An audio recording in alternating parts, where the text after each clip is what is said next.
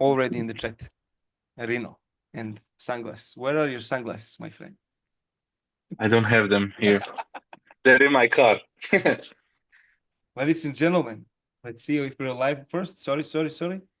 I think we should be good. Yeah, we're good. Ladies and gentlemen, welcome to the LionCast 21. Very special episode, as every episode, but this episode is a little bit more special than every time you come, Rino.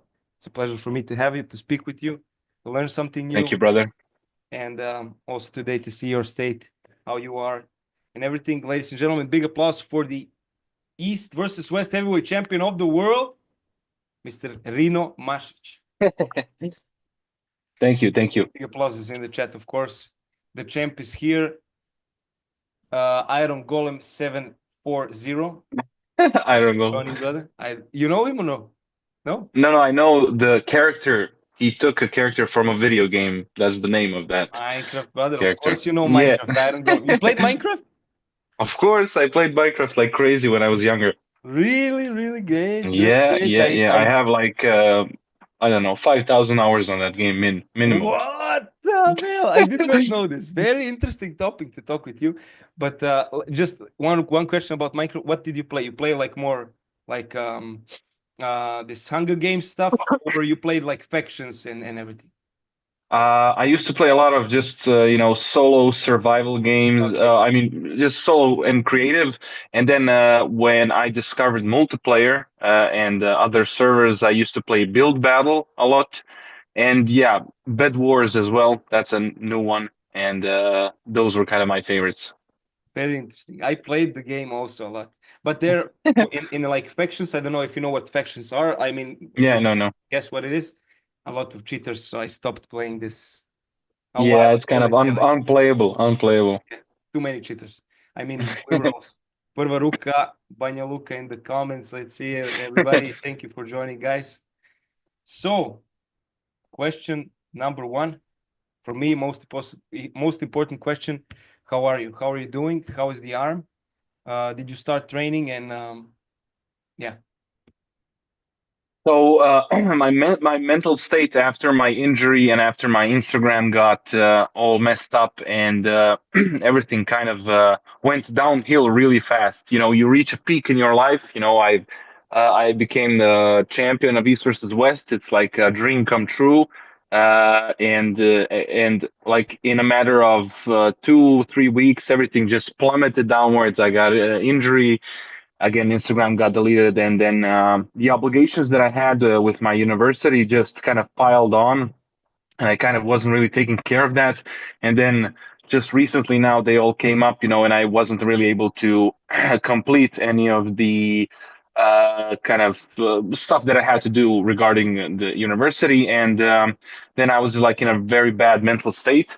But like when I say bad mental state, I mean only in the part of like motivating myself to do anything. I was just laying down, you know, watching videos for hours and hours and eating a bunch of junk food. I've gotten fatter.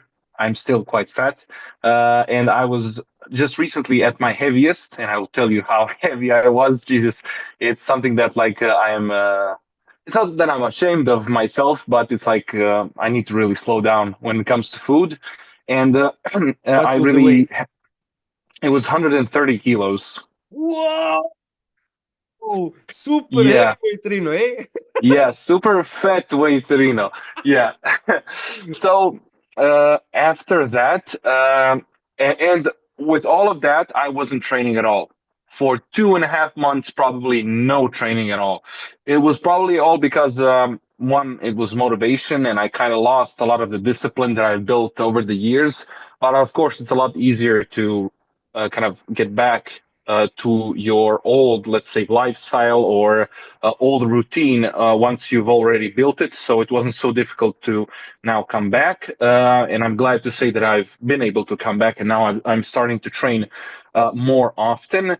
And one other thing is that I don't have any really new updates regarding my injury. It's kind of the same. Uh, it's a little bit better just because I've been training through a little bit of pain, just a little bit, so I don't injure myself any further. But I've just been training like the regular normal arm wrestling moves that I've been doing usually, like usual. So that's back pressure, cupping, and everything except side pressure. I've been doing that normally, but with a lot less weight, around 50% of my one rep max, somewhere in that area, maybe a little bit above. And my arm has like started to feel a lot better.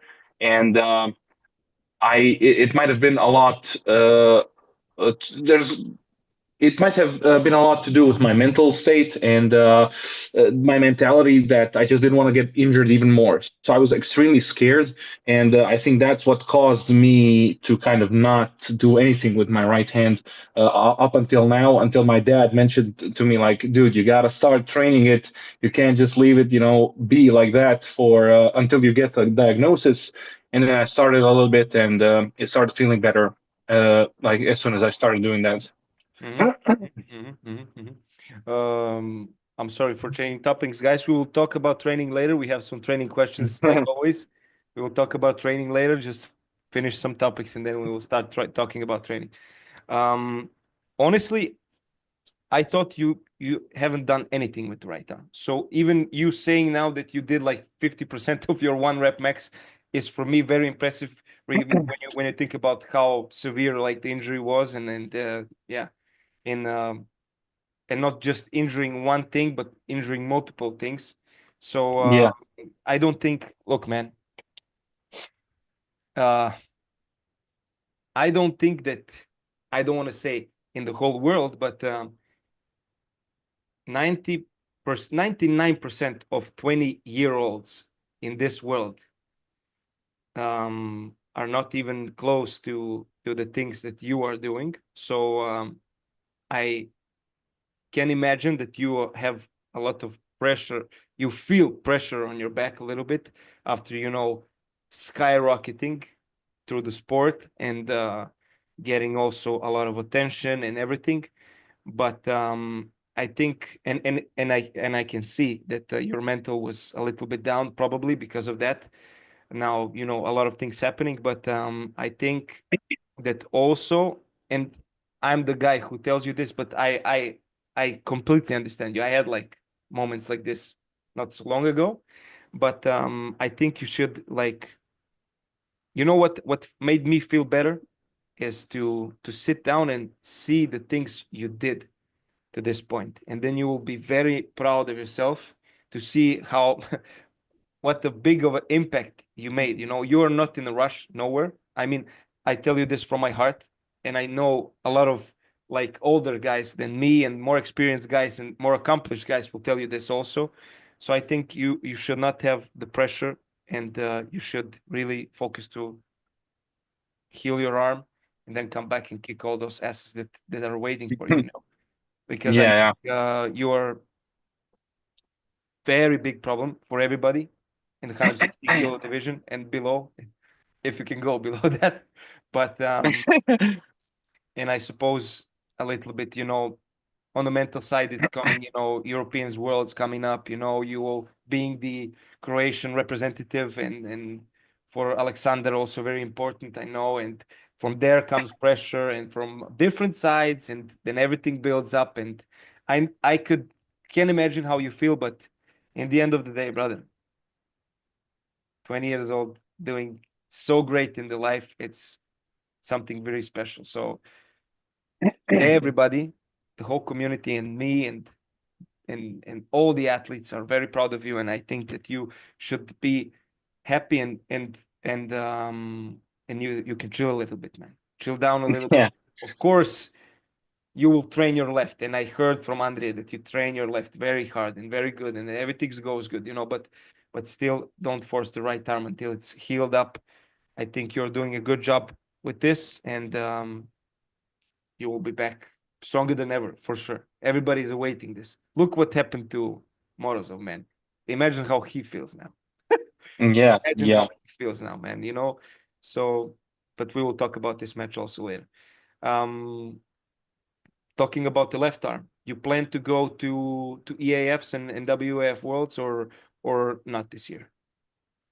Yeah, I'm planning to go on Europeans and Worlds, and of course compete left hand. The left hand is still very good and healthy, and in these 2.5 months that I've been absent from my training, it really hasn't diminished in strength at all. Oh, just a little bit, maybe maximum 2 or 3%. So I've been testing it, and the only thing that has maybe gone down is the kind of muscle mind connection and maybe a little bit of endurance. I do get gassed out just a little bit sooner, but as soon as I started training, that all kind of got back to where it was. So it's all good now.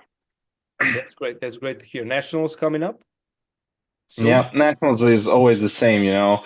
Uh, it's However, I want to think it's going to be easy. Like I want to think that nationals are going to be easy. It's always tricky. Our guys are very good, Yeah. and yeah, our guys are very very good, and they are fighting. To win. They didn't just come there. To win one or Take two second matches place. and leave. Yeah, and take second place. They always want to leave, and they're very competitive. So it's always tricky. And yeah, nationals are pretty exciting always to watch and to be a part of. Man, you have motivated guys. You have guys. You have Andrija, man. Really, this guy is kicking ass, getting back to, let's say, a form that he would love to be in again. Um, Yeah, Great performance against super heavyweight Marcus Libinger in Vienna here at the event. So, but we will also talk about this later. Um, Andrija, let's say, did not invite me, but I asked him when it is, and maybe I will come to watch your no, nationals. really. Yeah, man. I really want to. I will see with the team. Maybe we figure out and come like on a small vacation, Croatia to watch the nationals, support you That guys, would have be some great awesome. time. I think it would be very great, man. Because there's, I mean, for you, of course, there is always pressure, competition and everything. But I think when everything is said and done, we can have a great time, and I'm looking forward to see you guys. So if it's For possible, sure. I will give everything to be able to come. We have Psych in the comments who's saying, I don't understand what you're asking. Man, the person who is asked, Rino understands, so this is what's important, right? Well, Yeah, yeah. what do you not understand? We're talking about his form right now. This is the topic that we're talking. So very interesting. Left, okay. Um, Next thing I wanted to touch on is to start talking a little bit about the Last East versus West that happened in Georgia. What an event, man. Yeah, Crazy incredible matches. event. What was your favorite match? One of my favorite matches must be Ermes versus Michael. The Devon versus Genadi match. I wasn't that excited for it to begin with because I already kind of expected Devon to win, and I knew that Devon is going to be in better shape than Gennady, and it kind of went exactly like I expected it to. But it went on for a little bit too long. That's the only negative side of that. And another match that very intrigued me was of course Morozov versus Vitaly. That was just incredible. I did not expect Morozov to be able to hold Vitaly like that. Unfortunately, he did get injured, but still, it was incredible. An incredible display of power and technique as well. He is amazing. I mean, he will definitely be at the top of the game at some point, for sure. Morozov. Do you think that his right arm is weaker than his left, or the competition on the left is not so big as on the right? That's a good question. I think the competition on the left hand is rising, but you're definitely right that it isn't at the level at that it is at the right hand. But still, I think his left is incredibly strong, and I think it's actually stronger, probably stronger than his uh, right hand just because he was able to hold I think he's more connected. Lalaetin like that. You think Yeah. so? He's more connected left, I think. Yes. Yes. Everything looks better left. He's maybe when he does separate lifts, like cupping, back pressure, I don't know, side pressure, press, it's the same in the weights, but I feel he's connected more left. Yeah. Yeah. For sure. It And looks that way. I mean, I honestly didn't watch any of his lifts recently. I watched like a long time ago some of his lifts, but he does definitely seem like more connected and more. It's like he knows what to do at a certain moment better with his left hand than what with his right. Um, Great match for me. In my opinion, real main event. I did not expect it. I was like, when I saw it, of course, it's a main event match, like super heavyweight left arm title match. But I thought some other matches will be better than this. I thought it will be more one-sided in terms of Vitaly, of course, winning. But Morozov, after showing this heart and power, of course, what is crazy, Yeah, for me was just unbelievable. What I mean, you expect him to be that strong and to stop, maybe. Of course, I think he did something similar that Hermes did on the right arm, but I don't know how this didn't get injured here, this part, because he was holding like with tip of these two fingers, and Vitaly was smashing down on his riser tendon. I don't know how this yeah. didn't get injured. And like holding him like what do you think about Vitaly holding guys on the fingers like this? I think Vitaly, with his crazy strong grip, can definitely hurt you if you are in that position. So when I was watching that match, I was just like, here comes some like crazy finger injury, because Vitaly was just hitting and holding him by Mm. those two fingers, and I can only imagine how that feels. It's like you hold someone with a wrench, and you can't get your fingers out of that position, and you can't slip. It's incredibly difficult. And Vitaly's hand is ginormous. In general, it's huge, and I think you have to play it smart and kind of try to slip underneath where Vitaly, has a harder time catching you and holding you, unlike, going for a top roll slip. But it's definitely a dangerous position for your tendons in your wrist and in your fingers. So it's tricky. Um, what did you think of the transition from Morozov from being here? The second round where he made the foul, where he was holding him here, and then like laughing, and then like transitioning in the flop press from here. Yeah. This I never saw anybody do this from like a cracked back wrist holding like this, and then like boom, he really like punched in and then moved in with. Yeah, yeah, yeah, yeah. It's crazy, man. What was I that? think he felt that Vitali was already kind of gassing out and couldn't really hold on, and because you can't do that with a fresh Vitali. There's Yeah. no way you can do that with someone that's fresh and so strong as Vitali is. So he probably felt an opening there, and he just attacked, Vitali's brachioradialis and biceps with his whole body and his arm when he transitioned into there, and Vitali was left like this. Mm. So it was a very impressive transition, and but it probably just comes down to him feeling quite confident and feeling that Vitali is like loosening up. He's not putting so much pressure on his arm, and then he took the opportunity to do that. Do you thought it's over after the first round? I thought yes, I thought that Vitali was gassed out and it was over, but Vitaly is as well a beast, and he was able to, retain his composure and his endurance still, and was able. I'm very impressed with his ability to constantly hit from the very start of the match. He constantly hits sideways, always like he wants to. And even during the match, he can constantly hit, and that's so Mhm. difficult to defend and play against. Um, Big shout out to AI Omega in the comments. Best how should I call him? Best drawing Oh, I know yeah, who you're you know what I talking mean? about. How should I Yeah, call yeah, it? yeah. Artists. Best drawing artist in the world right now.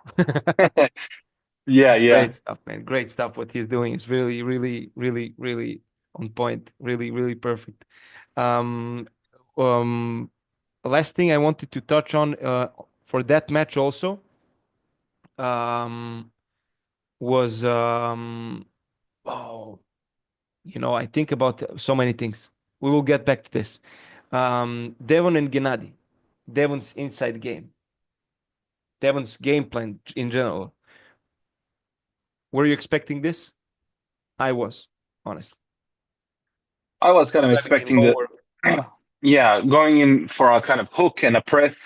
And I see a lot of people talking about how the reffing was bad and everything. And it's so difficult to listen to those people because they have no idea how hard that job is, the job of the referee.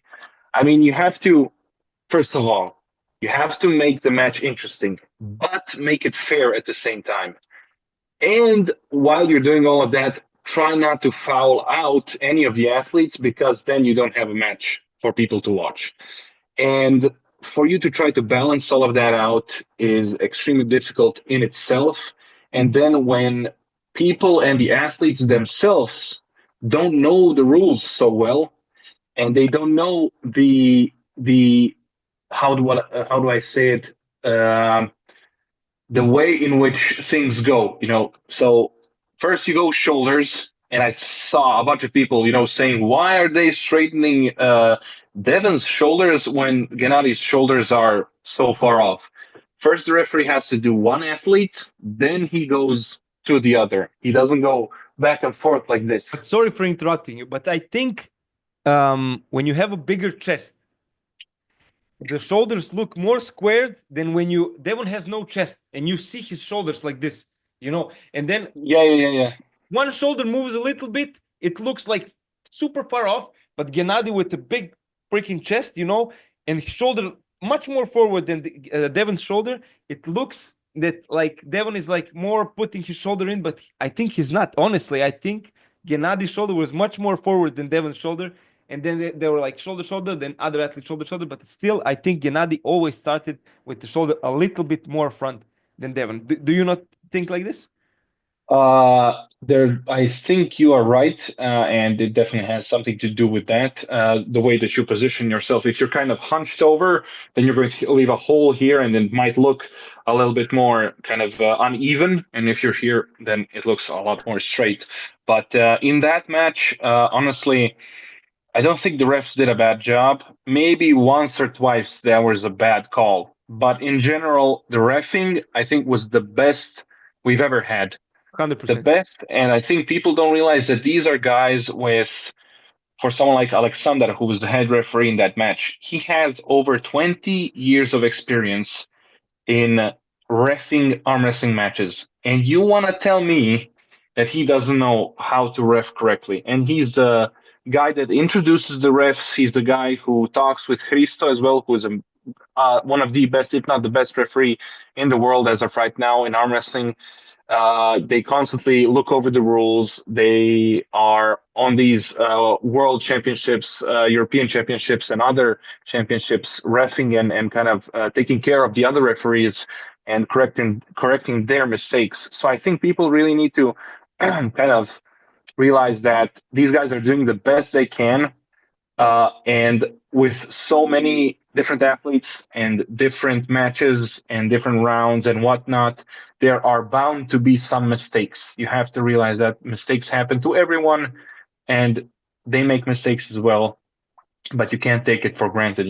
If they are getting better and better every time, and they're trying to make these matches as entertaining for you as possible, by keeping them as fair as possible, so the athletes don't, complain and whatnot. So it's very difficult.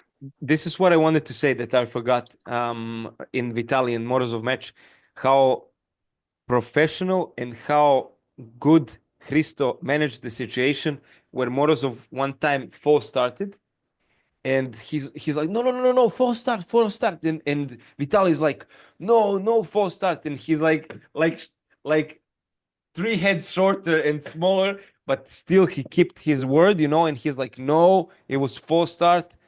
100%, you can hear him saying in Russian, false start, 100%, and they just like listen to him. And I Yeah, think of he course. and Aleks best refereeing team in my opinion. Yeah. Because everybody is like best referee, but you had to have the perfect second referee, and if you're not used to do it with Yes, him, yes. and they're like used to refer together, I think Yeah, they're the best team, really doing a great job, and like having their word are not like athlete is like no, it was not in there, like just like, unsure, they they get have their scared. word. Yeah, yeah, Yeah, yeah.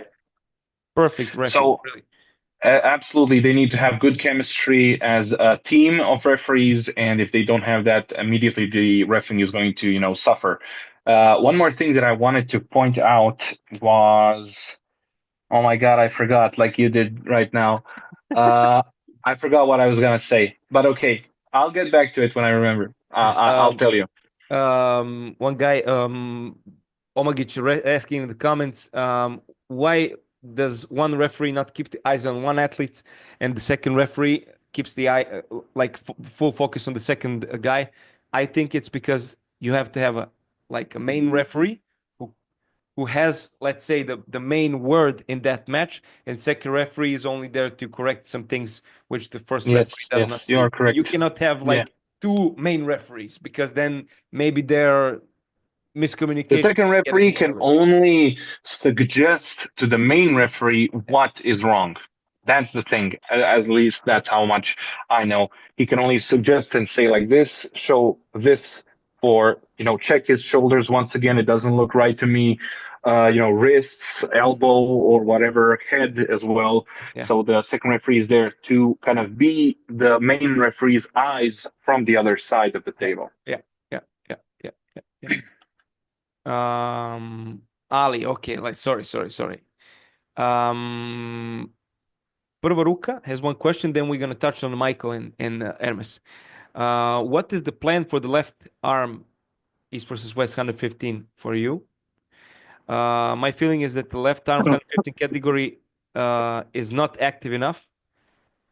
How do you compare Alizhan to you currently on the left? And PS held fast, young champ. Thank you. Well, I'm of course planning to compete with my left hand. Of course, the goal is to be double champ one day on the left and right hand in the 115 kilo division. But as of right now, the offers that I've gotten are just too early.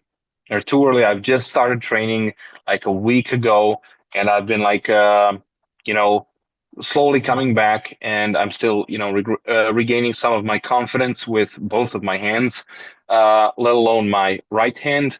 And then all of the offers have been a little bit, too early, and I'm just looking for some other ones that are maybe later in the year when I'm a little bit more ready, and then I'll be able to compete for sure. And comparing my left hand to Alizhan's, I think my left hand is very good in almost everything.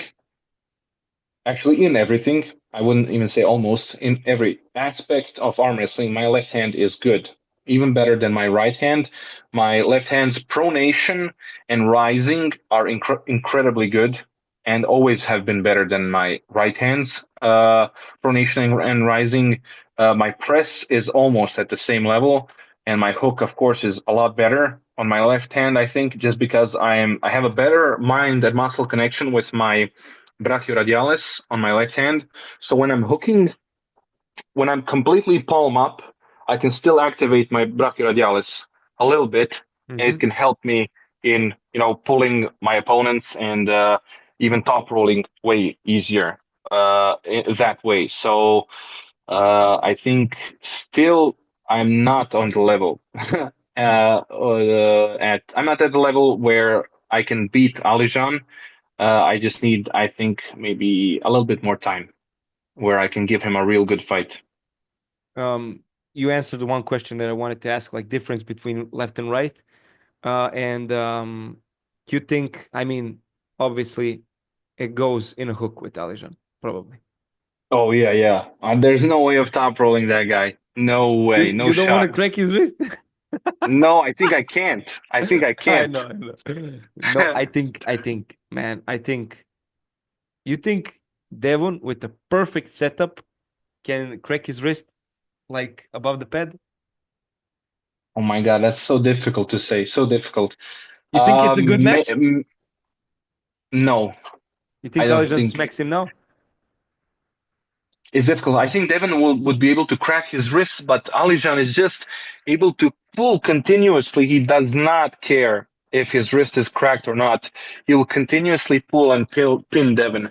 Maybe I think Devon just needs maybe a little bit more time. He might be able to beat Alijan as of right now. I have no idea, but I think he just needs a little bit more strength. Devon is um, hard to pull against, I think, for everyone. There's no one who has like an easy time with him on the Mhm. left hand except maybe Kamil. He's the only one that he's been able to just run through him. And Kamil has been looking very good recently as well. He posts quite often, and of course, I always follow what he's doing, and we talk privately.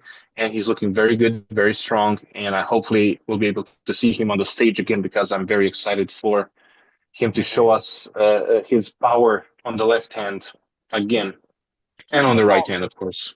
somehow I feel he, of course, like every flop presser has a problem with hooking guys, but his hook is also getting very good. Yeah, it has improved a lot. Yeah. Yeah.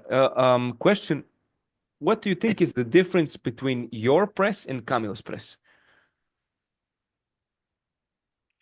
The only difference could be in the amount of commitment that we make with our body.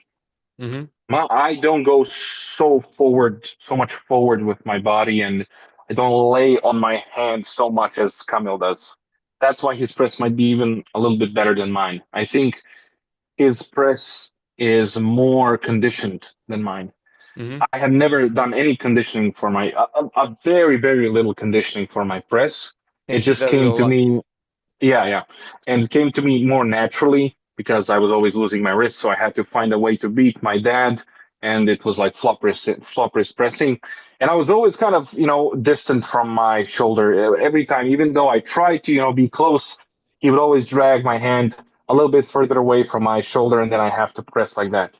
So I think that's the difference, and Kamil just has a very strong elbow, and he's not afraid, to put his whole body on the line and his whole like elbow on the line just to win.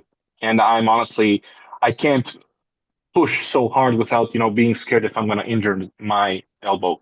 Look at man, imagine having a flop wrist press match against Vitaly and Tobias. I think these two guys are the worst guys to flop press when they smack like back with the power like they have. Like Vitaly, like what does he does like back pressure like 80 kg, crazy something, and Yeah, yeah. center also and everything. So I think if Kamil could learn if he learned how to drain his opponents from the center without really pressing. If he could just stay here, he has such a strong press and everything. If he just put his hand here, let his wrist go, especially if someone is a very strong top roller, mhm. he could just rest in the center, let them hit as much as they want. They get tired a lot faster than he does, and then he slowly takes position, then comes back even more behind his hand. Let them hit, and then advance, advance, advance. When he learns this, I think he will be a lot better, especially for some endurance matches where he's very close strength-wise to his opponent, where he really needs to, play some of those tricks to win. And he has a long ass forearm, also very good for this. What you said, yeah. But you Yeah, think the yeah. opening you think that the opening would be a little bit different than now, like not open with this, but rather by pulling back and holding center and giving the wrist, so he has this like more like back pressure, let's say, opening than what he opens now with the shoulder, or you think the opening would be the same? No, But it would just be exactly the same. It would really be okay. exactly, yeah, exactly the same. Because if you do anything different, you're going to lose position, and that's the last thing you want to do. So you just want to press without maybe engaging as much as you intended to engage. So you start and you stop halfway, and then you kind of reposition and get into really Mhm. good position where you can hold as long as possible. That's something that I did with Bacha when I kind of lost my wrist, and I was here, and then I repositioned slowly, waited for him to push to kind of tire down a little bit, and then I repositioned again and again, and that's a very valuable skill to have. That's like climbing in the top roll, but for press, Yeah, let's say. climbing with your shoulder Yeah. I closer I and use it closer. a lot, man. I really use it a lot. I try to use it more and more, and but every time I feel that I lack a little bit of this pressure, and when I try to do this, I like, you know, get more, Lose position. and more. Yeah. So I need to have this connection more. But I started training really smart. Andrea, Andrea's tips a lot. I talk really a lot with him. He's really, I mean, and I think some things that he told me, that I talked with him, and we had like just one day, one night, and I think it helped me really a lot to focus on training these things. And I really don't do anything. If I can say a tip for guys, to not like do this, but rather do it with perfect form, with less weight and controlled. And then I saw so much improvement on the table by doing less weight, but super controlled. For example, internal rotation to supination. I did like 30 kilos with movement with the body, and now I do 20, like staying and like just really doing the movement. And I feel that I got much stronger by doing the movement slowly than like from here to here with the movement, and then like finishing part just with Yeah, absolutely. two So weight. if you use your body to help yourself out with a certain lift, and you don't do it as isolated as you should do, uh, if you're not doing the lift so correctly, let's say, you are definitely missing out on strength gains throughout the whole movement. Your movement might be strong here, but this part is missing to get here. So you're missing like the most important part of the exercise. That's why like my training is all very isolation based. Um, very You have to be very kind of correct in the way that you lift your weights. There's no helping out with your body or momentum, where you kind of go with your. If I'm doing back pressure, uh, I never did lift by dragging my elbow first and then lifting up, because I build momentum that helps me lift the weight. I Mm-hmm. always, stay static as much as I can and just lift with my elbow up. So there's no dragging involved in that lift at all. So, being that's kind of one of the ways that you can very easily and quickly improve your training and see results in like in a matter of weeks. um I've gone back to beginning of the podcast. We had a guy asking same question a lot of times. I will butcher the name for sure. Ahti Sham Khan asks, bro, does training side pressure training is important like the other exercises? If yes, so train like Georgian guy from side or just good form front, which is good. So so is, let's say, is side pressure training important, and is it important to do it from the side, or do it like you are basically doing it from like more from a front? Well, high pressure is important, but I don't think it's the most important part of arm wrestling. Side pressure should be done with a moderate weight, so that's quite lightweight. Maybe 60% of your one rep max, and keep it there for quite a while, and don't really go above 70% of your max, just because it's not worth risking an injury for a little bit of an improvement. I think training side pressure is more about conditioning and getting yourself used to the movement that you should be having in every match, whether you're hooking, pressing, or top rolling, doesn't matter. You should always, if you're going on the offense, you should always have a little bit of internal rotation, just to, if anything, just to be a little bit faster than your opponent in the very start of the match. This is usually the most that you're going to get from your side pressure. Only this, and the rest is really just conditioning the elbow for any nasty positions that you might be in when you're in a hook, and the way that the Georgians do it, I saw those videos. They put on like 100 kilos, and they just lean their arm onto their upper arm, and it's at a very weird angle, and they just push through that. And I honestly don't understand that. That's just a very easy way to injure yourself and to shorten your arm wrestling career as fast as possible. So don't do that. Be smart and do side pressure in a more controlled manner. You And think Todd Hutchings? You saw Todd Hutchings doing it, like with the rolling handle, like 90 degrees, and just like moving, like you said, for conditioning, not for like for the movement. yeah, Like you are doing, for example, the biceps lift.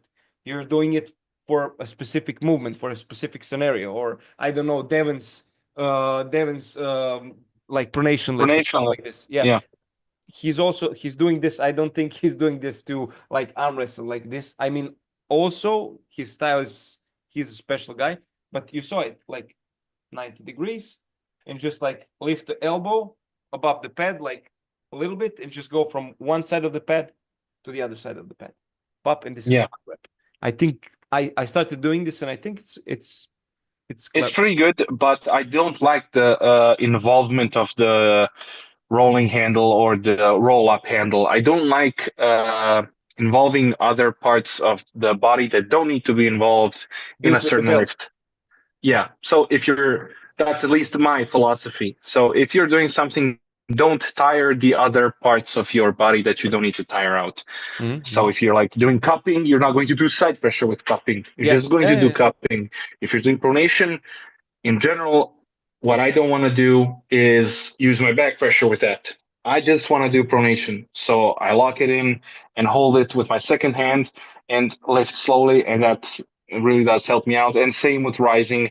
But of course, that's not a bad thing if you do it, as long as you do it controlled. And if it makes you feel good and it makes you better on the table, do it. But of course, give the other thing a try as well, because it might help you and you don't even know it. Guys, smash the like button. We have like 40 guys watching live. Let's boost it to 1,000. 1 million people. 1 million people. Best live stream on YouTube. um Ermes against Michael. How, so were you surprised by Michael's specific powers in the match, like stuff that he managed to pull off? Do you think it was close to being turned around, or, and of course the IQ from Ermes Gasparini and the smart approach to the match? I think Michael.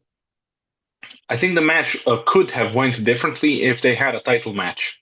So that's another round where they have to get set up, and and Michael would probably not be as worried about not trying to press I think he said in an interview after the match that he will kind of wanted to go for a press from the very get-go, but he was scared because it was already the last round. So it was 2-0 for Ermes.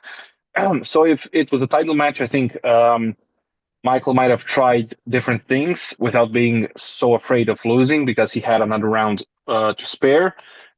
So it could have definitely went way differently, and the way that Hermes played it out was very smart. And the thing is that Hermes is not Michael is not an unknown to Hermes. You know, Hermes has faced him before and has learned from that. And Hermes probably faced people who pull at least a little bit similarly to Michael, and he knows how to counter the King's move very well by regripping constantly, getting the strap loose, and going high on his fingers where his wrist will fail before his pronation, and that way he could get a pin. And then his beautiful transitions into a press and a floppers press. But the one thing that I noticed in the last round when they had to redo the match because it was a false call from the referee, I noticed that he was worried. He started to, be a little bit jumpy. He started to do things faster and kind of panic because he knew that his stamina is slowly going away and he had to finish the match quickly. His fingers were, getting pumped up. His wrist was getting pumped up. And he was getting a bit nervous, but I think he could have won the match, regardless if he would have been faster or slower. Michael definitely is impressive. I don't agree with like at least 70 to 90% of the lifts that Michael does. His lifts are very ugly, not so efficient, not so great. I mean, you can say that those lifts are specifically for his style of pulling, however much you want to say that. I still don't agree with them. I think he could benefit a lot more from actual real lifts. Real lifts that people usually do. But still, if that helps him, all the power to him. And he's been able to use that very efficiently in this match. And again, Yeah. it was very close, actually, much closer than people might think. Imagine, but because Hermes was like Michael, he hit also back pop, and then he goes like here, and then he climbs and works here, and then poof, hit, and then again. Imagine Michael's pressure while he's down, being like in this direction, like and this also, like 5% stronger here and 5% stronger here. He could not like play around here. So I mean, Hermes probably will because he is crazy strong here. But other people, I don't think that they will be able to like experiment and like climb and relax And in this position. bait Michael for a press, yeah, for sure. I think Michael, if he had a stronger back pressure, he would definitely benefit in that position. I think in this position, Michael has like very little. I wouldn't say power, but I think he has very little pressure applied to his opponent's hand, just because he's so low. You can't really pull so much from this position any further. You can't go more below the table. While Hermes is right here at his strongest.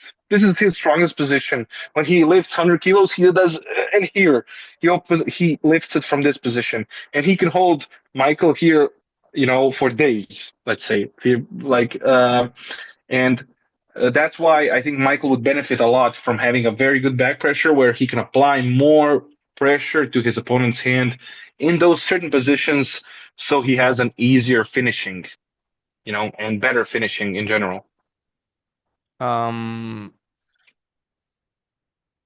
So now one match which potentially can happen. Ali says Vitaly would love would lose a strap against Michael. You saw that Vitaly has left flop press, but his arm is so long. that when Michael is stopping him here, let's say, if he presses, I think he can, like, because this is the thing that people like the most, because Michael is giving this pressure and like laying down, and pulling you out from being able to press. Am I right, or what do you think? He's pulling you like out, so you cannot press here. Rather, you go there.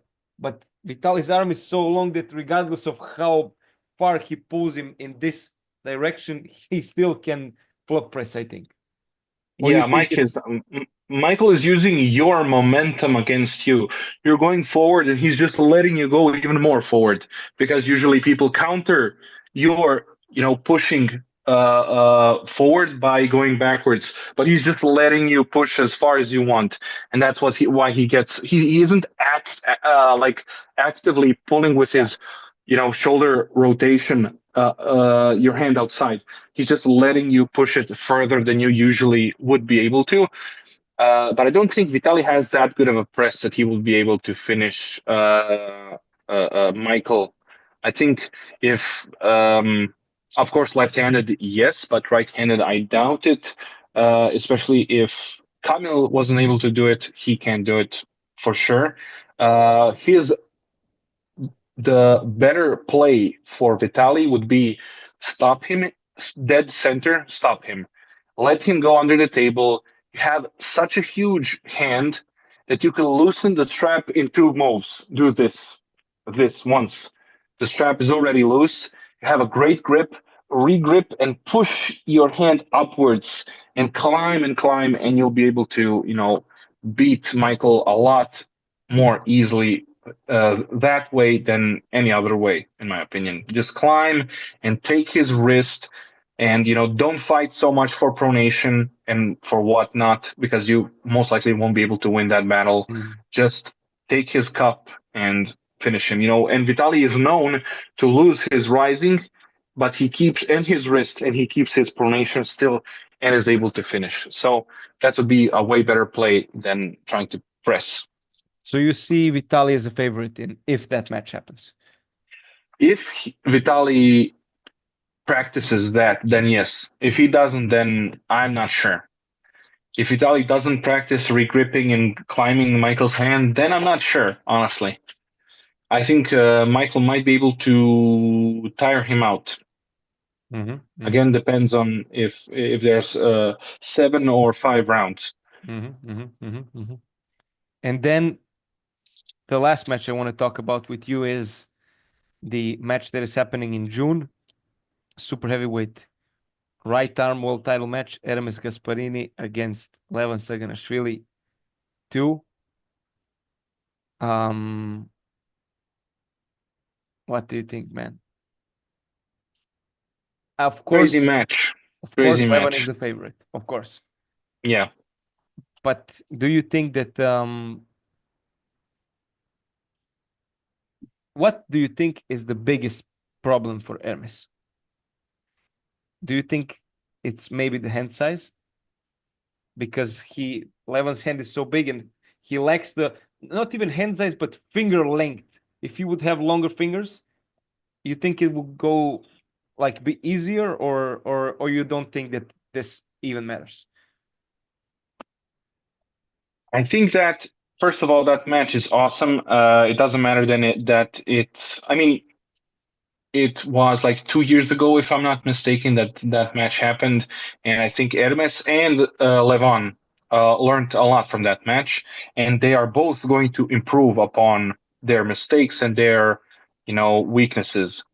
Now, definitely Levan is still the favorite, without a doubt.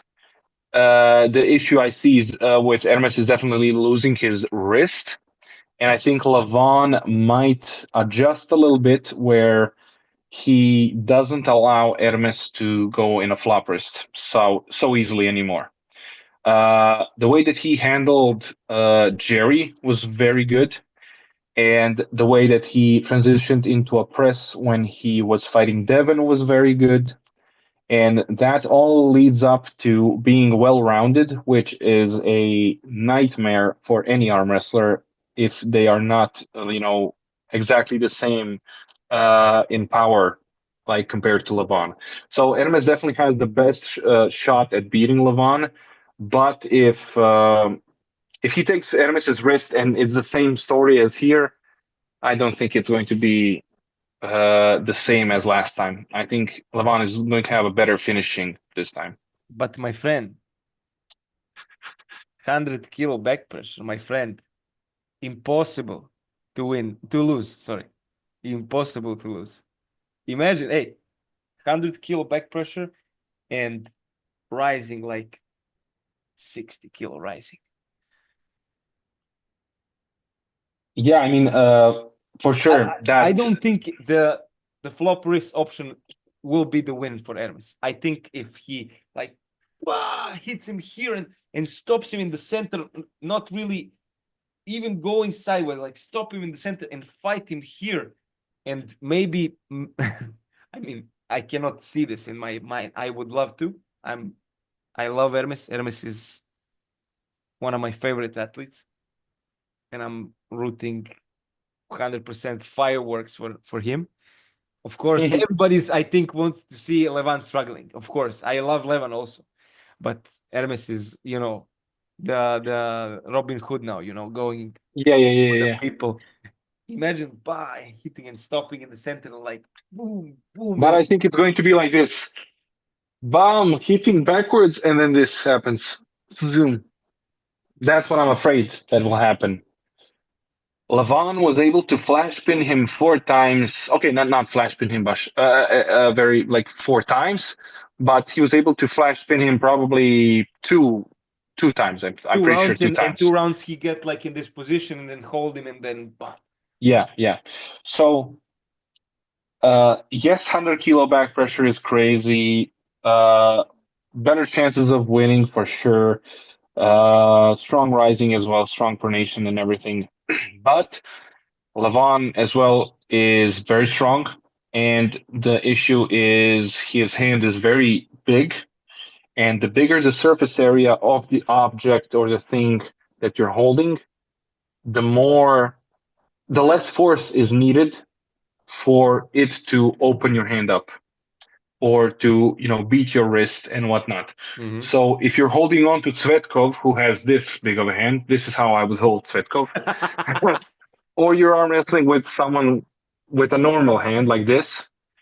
This guy with a small hand is going to need 70 kilos of back pressure. I'm just like, as an example, to open your wrist. Svetkov is going to need 40 kilos. So that's just to put that into perspective. So, and of course, Ermes does have a big hand as well. But I think Levan's fingers are longer and stronger, if I'm not mistaken. So, 100%.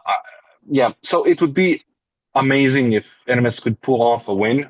That would be like groundbreaking news and everything, groundbreaking event. But for that to happen, a lot of things need to align, I'm afraid, and a lot of things need to happen, and it's very difficult for those things to happen when you're fighting someone like Levan. Who else? Who else? Devon third time or what? Who else if Ermes fails? Vitaly maybe, right? But I really don't see it. No. For now, just Ermes and Devon for the 75th time. Oh man, how did you? What do you think about Devon being 140 kilos? You think this I gives him don't an think. advantage or? Yes, a little bit of an advantage, yes. Just because he's not limited to how much he eats, I think he can improve his power just by a little bit, which at his level means a lot. If you like get stronger for even 1%, that's a huge margin, in that kind of a high level of arm wrestling. And the only thing I don't like about him being so fat is I don't think that's healthy for him. I think he might have some health issues if he stays that big for a long time, especially because he is again 50 years old, and I think he should feel better if he's lighter. But For sure. I'm not sure if he said that he feels good at that weight. No, no, no. But He said he feels much better when he's 115 than yeah, yeah, 140, man. then I think. 140, yeah, and that might cost him as well his endurance or stamina as well because he's so big and the body needs to waste more energy on other things uh, that aren't his muscles in his arms, you know. Mhm, So mhm, he might get more gassed out and he might find it harder to breathe. I know that when I am this big, mhm, like I'm now 126 kilos. When I'm this big and I sleep on my stomach, I find it a little bit hard to breathe, you know? And that's something like I'm every night I'm like, holy shit, I'm gonna die. I need to turn around.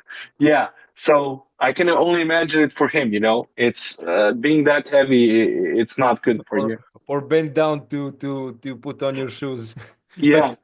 like red in the head, you know. Yes, yes, exactly, exactly. So it's not great being this big, you know? But you It, see, he went like he was bigger everywhere, like arms every, but his face looked like he was exploding. yeah.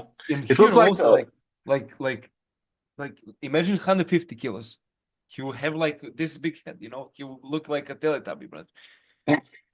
yeah, yeah. And his stomach as well. I mean, it's not a good look for him.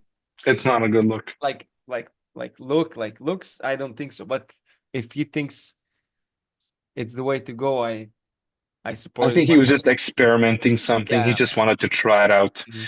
I think he already knew from the start that he's going to beat Gennady, and he was just Mhm. like, why not just get, you know, Mhm. why not just bulk up and see how this affects my body, and then I can, you know, learn something from that. Mhm. Mhm. Andrea says, "Sorry guys, just finished my workout. Chat with you next time." All good, brother. We will have plenty of No chat problem. to chat. Um, Last topic I wanted to touch on with you is the event that so let's say the new league that I started with these amazing athletes.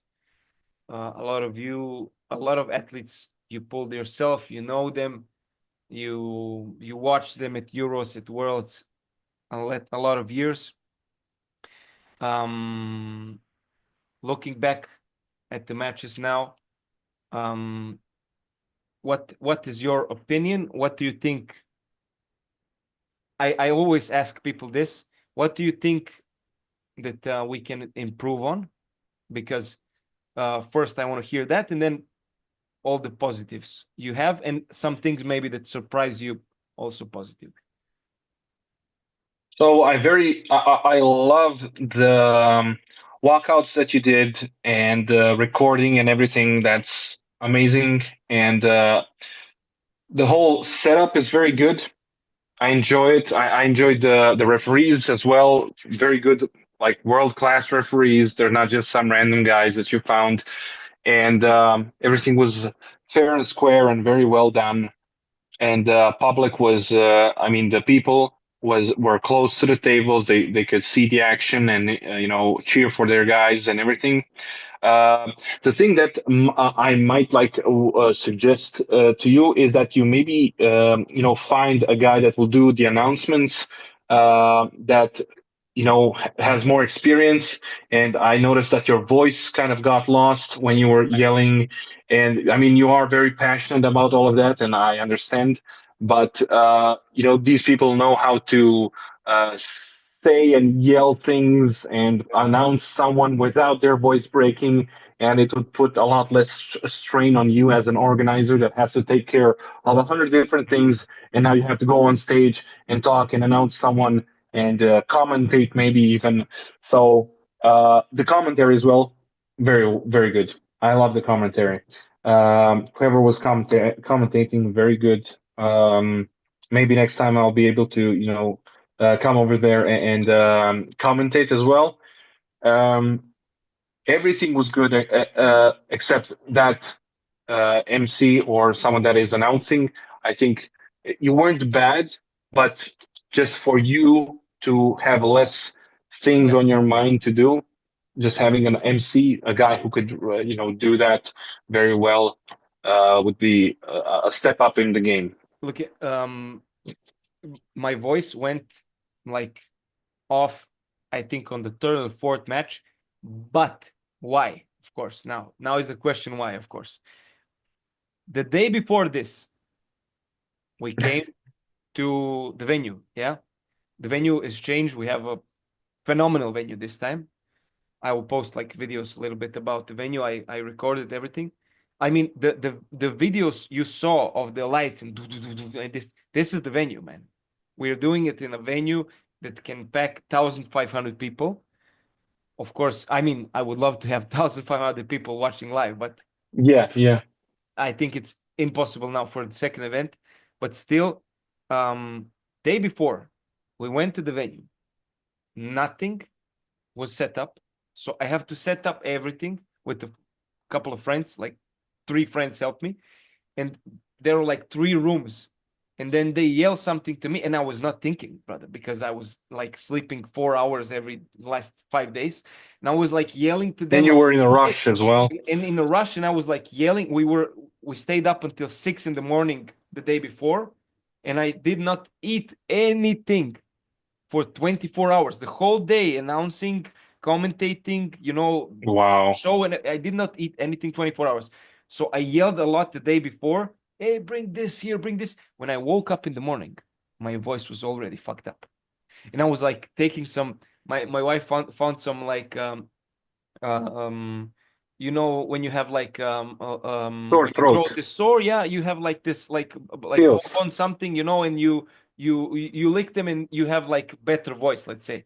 This is for singers and stuff like this. Septaleta. Is that Something. it? No, it's not this, but something like this, yeah. And I took this, and I was like, okay, the voice maybe gets better. In first 3 announcements, 4 announcements was great. And then on the fourth match, I was so emotional, brother. And I was commentating also alone, because David who was commentating with me, was in the corner of one guy, and I commented the whole match alone. And I was like, when a moment happened, when this guy when Mario turned it around from losing 2-0 to winning 3-2, I was like, and I was super proud of him, because he was like, he was the predator. He came to the sport, like everybody was like, man, this guy looks like Devon. He has like long arms, like pronator. He's super strong, does like on a casual 50 kilo biceps curls with the dumbbell, man, not like with the things, like 50 kilos, like nothing, dumbbell curls. And we were like, he's the predator. And then he stopped a little bit to like train arm wrestling, because he focused on other stuff. And everybody counted him out. Everybody was like, he's gonna lose. Alexander is a more experienced guy, like 10 years in the sport. And we prepared for this match. I was like, me and Dennis, the coach, were like, his best, let's say, cornermans and training partners leading to the match. And then he losing 2-0, and I was like, fuck, man, it may be too much. And then he turning it around. This is when my emotions exploded and the voice exploded. So this is Yeah, yeah, yeah. I what went understand bad. completely. But man, believe me, you will see difference next time. I already learned from the mistakes. Also holding the microphone too close, holding it a little bit now more far off, because the microphone I have is very good also. So I think this will for sure improve. I love this. Is why I ask you. I love. Nobody told me this until now. Some people had complainings about the venue because of lights and stuff, which I also did not like. But yeah, man, first event, it was like center, like outside of the building was unbelievable. It was like 5 minutes from like the middle point of Vienna, was really central. Everybody, when the event was over, everybody could go, on a walk, like see the city and everything, and before the event also. So I think this was also the goal, to make it really central. The next event will also be actually pretty much also very central, like by the main central station, like train station. But it's really like a room for concerts and stuff like this. It's really huge. So this is what we will Yeah, can't wait, dude. and yeah, man, the matches are getting more and more. Yeah, I mean that match that you announced with Sandris and Celes, man, that's awesome. I can't wait for that match. I was thinking about if you were going to ask me about it, and I was like analyzing it in my head, like what could go and who do I have as the favorite. Talk with me, brother. What do you say? But 105 kilo Sanders, you have to Yeah, think. yeah, of He's course, of like course. now he's 107, 106, he told me. So, and also, just so you know, he told me he wants to pull you in the future very bad. I think that this match will rather happen. That this match will He rather has to happen first face to beat. face. Uh, Oh, I'm okay. kidding. You're Of course we counting will where pull. Of he is on course the we will list. pull. Yeah, yeah, yeah. I'm kidding. We will pull Sanders. Don't worry. You will get your 5 minutes of fame. Don't worry. Don't worry.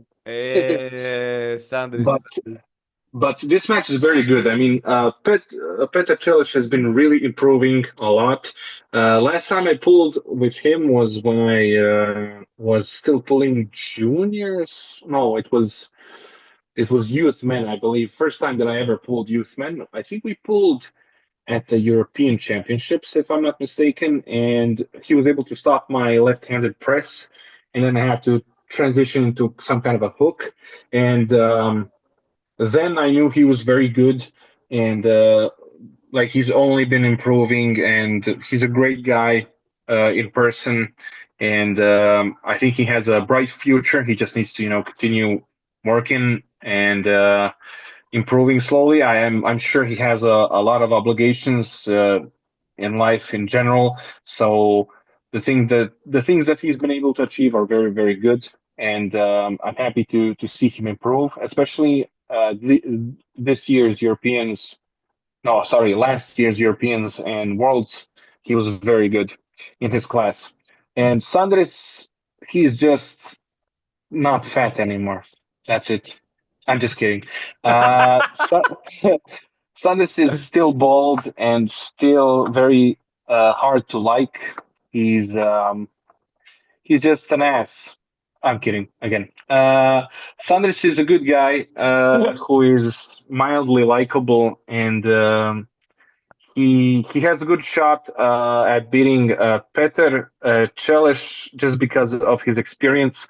I think he has so much experience with in pulling with very good guys from Zloty Tour when back in the day Yeah. to the present day where he pulls constantly and trains, of course, and he's just very experienced. And I think he uses his experience very, very well.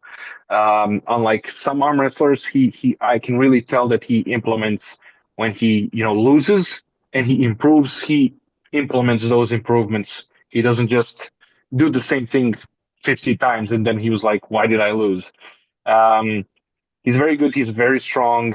Um, his endurance is very good. And I think they are quite close when it comes to strength.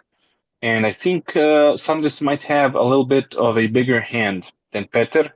And more options. Um, yeah, probably more options. I haven't seen Celes pull like in a hook or a press very well. I've seen him top roll very good, but as soon as someone turns him over, it's a different story. Mm. So I do have Sandris as the favorite, in my opinion. But again, Chalice can be very strong and very tricky to get in a position where you want the match to be, and stopping him is definitely going to be a challenge. But I think Sanders can do all of those things, and it's more on Petter to use his skills and kind of knowledge to kind of get around Sanders's hand and get into an optimal position. So basically, you are saying that you're rooting for Peter. No, I'm not. I'm not rooting for anyone. I'm not rooting for anyone. But I have the slight favorite is Sanders. But Yeah. yeah, we'll see. I Both guys mean, are I awesome. mean, everybody has Sandris as a slight favorite, of course, because of his experience and everything, and options. Um, let's ask this. if Sandris wins, how do you see him win? And if Petter wins, how do you see him win? It's a best of 5. Oh, it's best of 5. So it's 3 wins and you're done. Yeah. If Petter wins, he's going to just go for top roll, and if Sandris can't stop him, he's just going to top roll him. I don't see any other really outcome except top rolling and maybe going in a hook, maybe later, while Sandris He has can. chance in a hook with Sandris. No, I think he can slow him down a little bit. Okay. But he can't really match Sandris's hook on the right hand. Yeah. Sandris, on the other hand, will probably try to top roll at first, go in a strap, and then try to hook Petter, and he will have a much easier time that way, just because his fingers are not going to be such an issue to contest, and he's going to be able to use the strap to pull with his lat a little bit more backwards, and Sanders can win in any way. He can press, top roll, hook, high hook, whatever you want. He can beat Celes in those positions, in some easier and some harder. Now, what he chooses to do is, of course, his thing, and I know that Sanders likes to sometimes make a little bit of a show by going in a certain position and maybe holding his opponent a little bit. But we'll see. It'll be interesting. 3rd of May. You have some plans for then? 3rd of May. Okay, no. Just let's do it. You think about it slowly and then you tell. But if it would be great if we can have you here, would be crazy, man. I think Andrija. Yeah, I would love to come. I think Andrija will come. Then you guys can come together.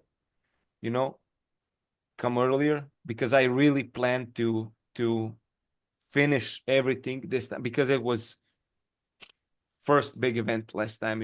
A lot of things went till the last second, and then it everything somehow mysteriously went the right way. But this time I want to fix everything like in the next 2 weeks, so everything is finished, and then we like just chill when you guys come. Yeah. So it's more relaxed. Yeah, and I want You also have the time. athletes, we're looks also with hotels now and everything. I want the athletes to come in on Thursday. Still nothing fixed, but the athletes to come in on Thursday, and then we have like a Friday, like a media day, and do like filming stuff and everything, because I think this is the most important thing to do now at the beginning, also to post as many videos as we can from the athletes to introduce them to the public for the arm wrestling community. To know them better, because people like one year ago, maybe 1.5 years ago, did not know who Rino Masic is, really. They just knew you're this like up and coming superstar, but they did not know your personality, how you are. Now everybody knows you're super smart, you're like strategist, you're this, you're that. People get to know you much better by posting hundreds of interviews online, and I think this is the most important thing. And I tell that to the guys also, guys, record yourselves every day, post. Yeah, I just wanted to say that. Yeah, it would be very nice of the athletes to help you out by recording themselves, saying something, talking about, I don't know, their training, their day, their opinion on this and that topic, how they're preparing for that match, promoting the match. Of course, the athletes have a huge impact here, and you, as an organizer, can only do so much to promote these guys. They got to do it themselves, and you are here just to kind of help them out. You're helping each other out. They're promoting your organization and everything else that you're doing, and you're kind of promoting them at the same time. So it's kind of a symbiotic relationship that you have, and they should definitely be involved a lot more. I'm even saying this for myself. If you have noticed, I mean, it's super hard to notice that I didn't post anything for like 2 months, 3 months on YouTube, or or on Instagram. I post a lot less frequently, but of course, I gotta do my part as well. I'm a professional athlete, and I gotta, use that to my advantage and get myself promoted so I can help the organizer and myself get into a better position for my future. To promote myself to get better matches, get better sponsors, and everything else in the future, and to assure the newer generations have a very good platform to perform on, and that everything is set up and ready for them to come over and Yeah, compete. yeah, yeah, yeah, yeah. Um, East versus West, mainstream, 455,000 pay-per-view buys as I saw it. I'm just saying what I saw, how many people I saw in the live chat. Mainstream. This is mainstream. 500,000 people watching live. Amazing. Amazing job by the whole team of people who are involved in this. But what has to be said is Engin Terzi, the guy who started everything from zero. Of course, had a lot of help from Neil, Devon, John, and getting in and starting something with celebrities from the beginning. But how many people he made Inspired and made. famous? This is something unbelievable, and I think it's only gonna get better and better. Not only for East versus West, but for the whole sport. I think we're trying our best to, um, let's say, be as good as East versus West in every possible part. Um, for all the people now watching, we are not competing with East versus West. We are trying to be a thing in the mirror that that helps people like Andrija, like Petr Celes, like Petrus Peridis, Kevin Berberich, and all the other athletes, Christo, to feel appreciated as you are, to feel as superstars, because I think they deserve it 1,000,000%. You deserve much more. Devon deserves much more, and those guys deserve much more. And I think it's possible. I think, of course, everything is a dream. The dreams are big, but I really do a lot, and they also do promote themselves and post and everything. I think with the time when they get used to, now this event will have a set of completely new athletes. Then the third event will have like a mix from first, second, and new athletes. And of course, the next time that somebody comes, he will be prepared, knows what's coming, knows that he has to take pictures, videos, and stuff. And I think as the events go, everything will get more smooth and stuff. This is also why I want to find a venue in a hotel, which will be like a place where we will do it from now on. So this is very important for me also. But I think we're on a very good path, and yeah, I just want to say I'm very thankful for the whole community that supported it last time, that supports it now. I have so many people texting me also that they want to be involved in the league and pull and stuff, and I always tell them we just first want to give the chance to like EAF Europeans and world guys, like who made like good placings there, then national champions, and then everybody else will eventually, of course, come. And yeah, just to answer, because so many people text me, and this is the answer to everybody. We will give the chance first to these athletes, and then everybody will get their shot. Of course, if somebody trains 1 month and he never pulled in a competition, he of course will not pull a super match. But everybody will eventually get the shot. And you know what makes me the happiest of everything that happened? Of course, then when I rewatch everything, and I'm super happy and proud of how great this looked. But for people like and I always mention Andrija because Andrija is so long in the sport.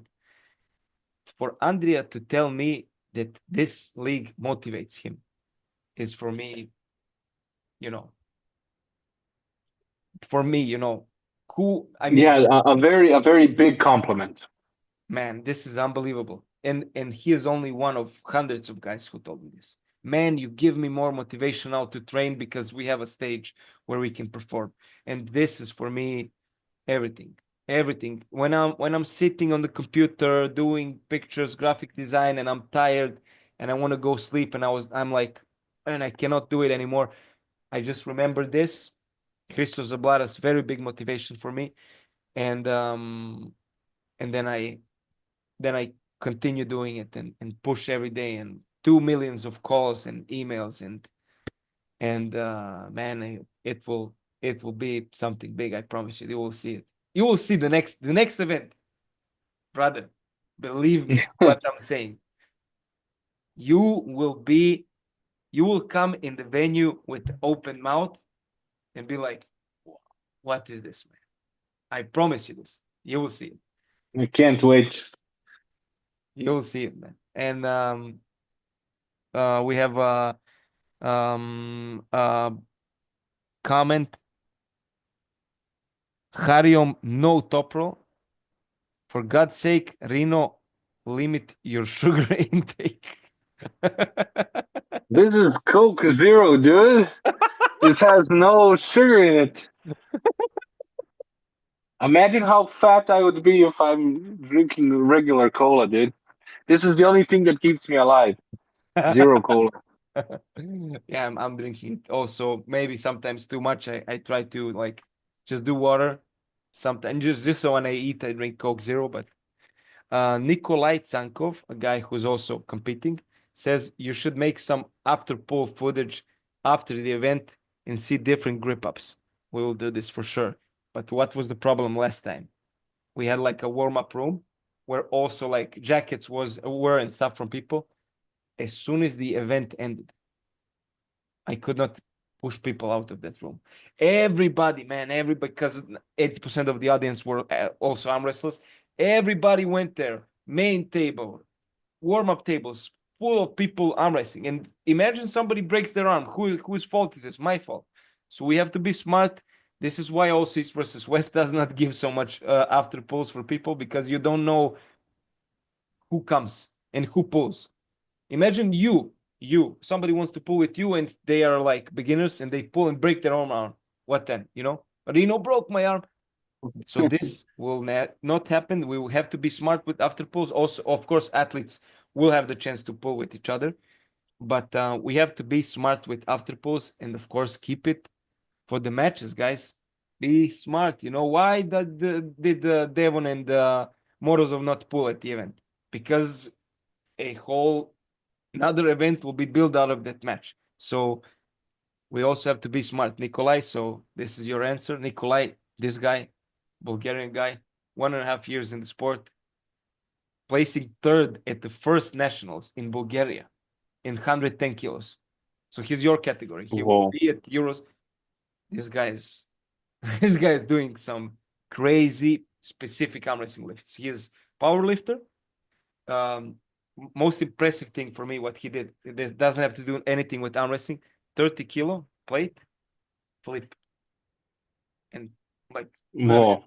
30 kilo plate flip, crazy. I can do that like with a 10 kilo plate that's like thin, like paper thin. Yeah, Like yeah, this. yeah. It's like unbelievable. Strict curl on a bench sitting from here, 92 kilos. Wrist curls, 55 kilos. Like you do them. This from the front, with the bigger handle like this from the front, like 55 kilo, I think for 4 or 5 reps. Back pressure hold 90 degrees, but picking them, not like helping and then holding, but picking it up and then holding a 90%, 90-degree angle, 55 kilos he posted today. So very strong That's guy, crazy. very dangerous guy also. He aims for first place this year at nationals in Bulgaria, which is, I think, in the next couple of weeks. And then he comes to Vienna to pull Predrag Georgievich, 110 kilo Serbian guy. You maybe not know him because he never pulled international, but he is in club with Nemanja Grujic, who also pulled now at the last event with Zablaras. Yeah, Very, very strong club. that was a great match as well. So that was a great match. That Greek guy, what's his name? Zablaras, Yeah, he and Nemanja, man, that was a very interesting match. how the energy exchange and everything was for me. Yeah, exactly. Both of them are like very energetic and great guys. Um, Also for me, the best match of the night, Petrus and Kevin Berberich. What do you say about this match? Did you watch some matches or still not? I haven't watched some of them, and I Okay. think that's the one that I haven't watched. Yeah, I watched, of course, Andrea's match. I watched Nemanya's match. I watched a few other matches, and I just haven't gotten to watching all of them. By the way, Nemanja, huge fan of yours. He Yeah, I know, I know. Me and Nemanja talk quite often. really? Okay, great, great, great. Yeah, yeah, He always tells me how he loves your approach to the training, and he really implemented a lot of stuff that changed his game and his power. So I think this is really great. yeah. Um, very good match that can happen in May is still not announced because we're waiting on some things that have to be fixed with WAF, some like agreements, let's say. And if this get fixed, phenomenal match coming. Like teasing a little bit. Maybe I will tell you after the interview who it is. But great match, really great match. We have also two girls matches that will be announced in the next couple of days. So 10 matches will be That's good that you're not, putting too many matches. So, I mean 10 matches is every also a lot, man. no, 10 matches is a lot, But but I think it's perfect like, number. yeah, for sure. If you put any more, dude, that's just too much, too much. Like East versus West at the beginning, they put like 15, 16 matches, dude, and like a lot of them were title matches, and the event just drags on forever. So 10 matches is like optimal, I think 10 optimal. matches is perfect. I think it's like a 3 to 4 hour schedule. You can keep the attention, and also in the breaks, which you could not see because only live audience could see it. We had like some lotteries and stuff. You know that I planned this was very Yeah, yeah, great yeah. also. So we keep the attention and stuff. Entertained the crowd. Also. So um nobody really said to me that they were bored, so this was very important for me. And this is what I want to do in the future, also to keep the crowd entertained, so everybody. But also I saw that a lot of people needed a break to go to the toilet or stuff like this, so we made like 2 breaks. Maybe next time will be 3 breaks or stuff like this, but every event we work to be greater. Improve and get better. Yeah. Rino, last thing, look at the camera and tell the people what it's going on in your life right now, and what your plans are in the next for this year, let's say, and then we can wrap this up.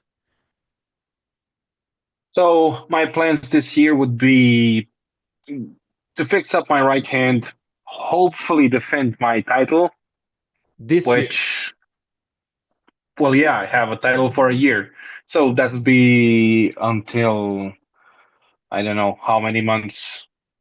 I'm not quite sure. But this Okay. year I should defend my title. That's how it Okay. should be. Hopefully I'll get my hand healed up by then and I'll be able to defend my title against whoever, maybe Devon, maybe Ivan Matyushenko on the right hand. I don't know. We'll see. Um, whoever it is, I hope to be able to retain my title at least for another year. Um, Europeans World's left hand is gonna be performing, and I don't think I'll be able to heal up enough for my right to perform. But I think that I'll be able to quite comfortably go through the competition on the left hand as I've been able to do in the past. And I need to lose weight A lot of weight. I need to lose 16 kilos. That's the most weight I needed to lose ever for cutting, to my weight class. Last year for Worlds, I cut 13 kilos. Now it's time for 16 kilos. And I need to start as soon as possible. So, yeah, You those are kind of the. you cut it also for nationals, right? No, no, for nationals, no. You go I just super go in a. heavyweight for nationals? Yeah, Oh, that's very interesting. yeah, yeah. Very interesting. Okay, okay. So that's kind of the plan. Maybe World Combat Games might reappear this year, which would be awesome. We did that 2 years ago, if I'm not mistaken, in Riyadh, or maybe that's next year. I'm not quite sure. But no, I think it's this year. But that would be very cool. That's like a mini Olympic Games, and you kind of get a perspective of what arm wrestling could be, Mm-hmm. and that makes you so pumped, man. It's like amazing. The organization, the public, the people, the venue, everything, the way that they treat you. They treat you as a proper athlete, and you have no idea how good that feels when you've been treated like a non-athlete, but you're like a professional in a certain sport. So that's incredible, and I hope to see a lot more of that. And yeah, that's kind of the whole year wrapped up. Okay, okay. Just want to say hello and goodbye to everybody in the comments. Constipate the Devon favorite meme platform on the Instagram. Awesome Hello, guy. brother. You came in late, but I hope you've been here. You've heard everything. Um, all the best, guys, to everybody. Rino, one last flex to end it up. I can't. I'm too big. This door is in the way. Hey, you look lean for a 130 kilo guy. It's okay. It's okay. That's the camera. The camera. I Uh, put a lens. I put the lens on. Front double biceps, and now take the t-shirt, and now abs and abdominals. Nice. No, it's just one big block of fat would be bacon. A bunch of bacon. Guys, have a great night. Bye bye.